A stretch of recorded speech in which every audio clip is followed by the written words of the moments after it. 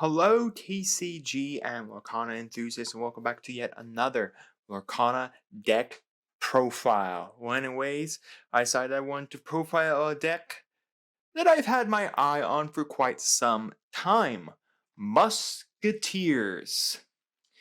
But anyways, Musketeers aren't really their own archetype, more or less. The Musketeer archetype is more about the blocker archetype. Your bodyguard archetype, I guess you should say. But anyways, Musketeers has always been one of my favorite movies growing up.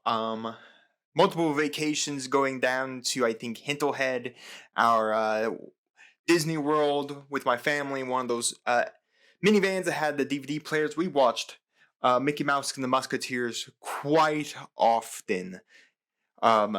Still a good movie. If you've never seen it, I recommend you go and watch it. So anyways, this revolves around the idea of the Musketeers. They're in there, but it more or less revolves around blockers or bodyguards and utilizing them and the Musketeer tabard to draw cards, as well as utilizing the steel nature of, steel control with some good amber cards. So let's do the card by card.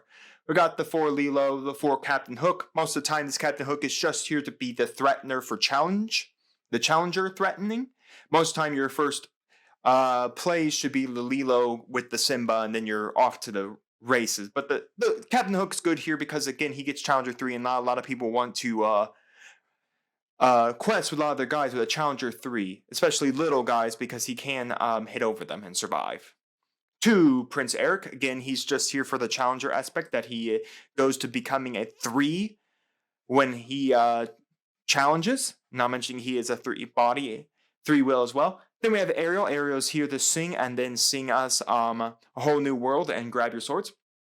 We got 3 Hercules, 3 Tinkerbell, 3 Rapunzel, 3 of the Donald Duck.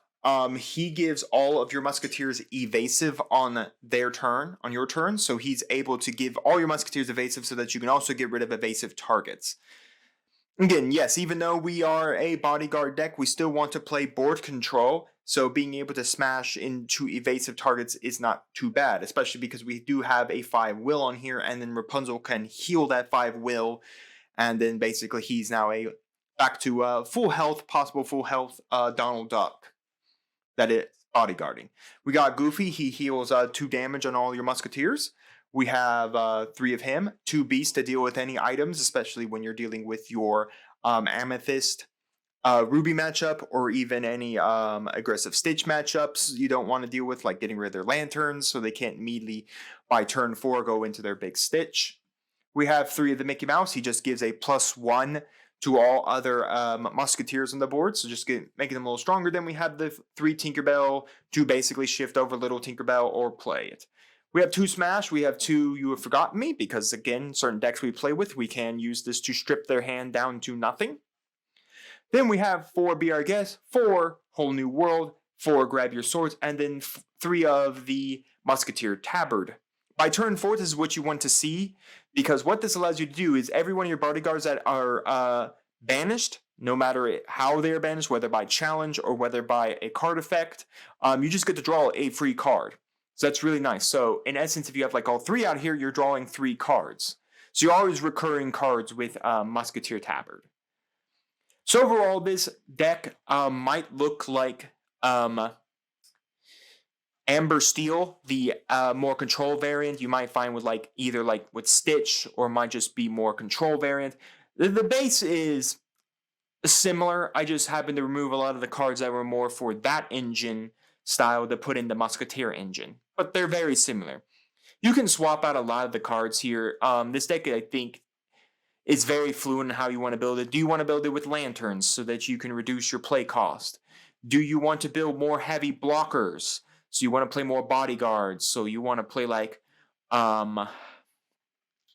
Maximus. Do you want to play more bodyguards with Maximus? Do you want to play more bodyguards like Hercules? I think that's the last bodyguard. But yeah, you can play with that. Do you want to play with Fire the Cannon for early game removal? You can do that as well.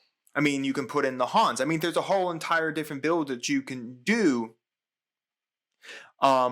in this deck, where you can play more cards like Lilo and like LeFou, Mickey Mouse, playing all these guys that quest for a lot of lore, and then playing more of your blockers, your bodyguards, so that you can always protect them. In essence, you're going to be questing for a lot of lore and constantly protecting them through bodyguards. You can do it that way as well.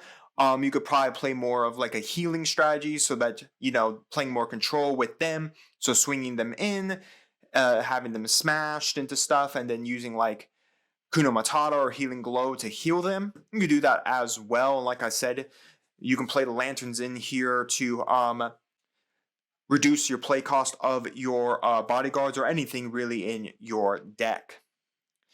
So in essence, my build is where I think a good starting point is, and then you could just rip a lot of stuff out. Maybe you don't want a whole new world in here. Maybe you want to play more stuff. Maybe you want to rip out a lot of this stuff. Maybe you don't want to play like aerials and stuff like that. Maybe you just want to play like only big Tinkerbell and rip out little Tinkerbell, and then play more of like the guys who quest for 2 lore. That way you can always like protect them with blockers.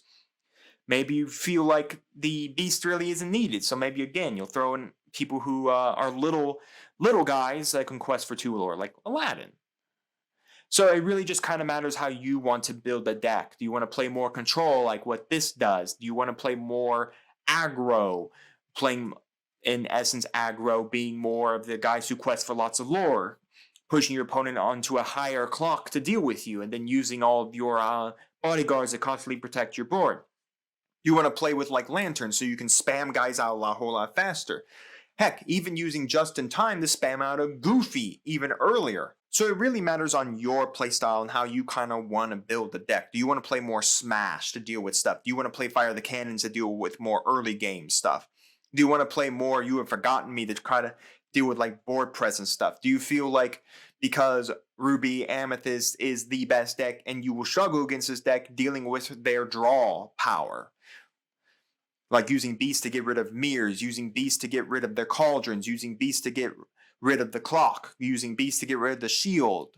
So it kind of matters how you feel about the deck and how you want the deck to play for your style. So feel free to use this deck as a jumping off point for, of course, how you want to evolve the deck. Again, 10 likes and I will evolve this deck to another version of Musketeers. Maybe more bodyguard or more guys with high lore. You have to let me know down in the comments which path you would like to see. Again, 10 likes and I'll do another Musketeer video for you all. But while you're commenting down there which version of Musketeers you would like to play, or what version of Musketeers you want to play, or what you think is the best version of Musketeers, make sure to comment all of that down there. And while you're commenting, do make sure to like the video, make sure to subscribe to the channel and ring the bell. And make sure to check out this Friday for, of course, the gameplay with this deck. And we'll see you here next time on Mama Dragon's TCG.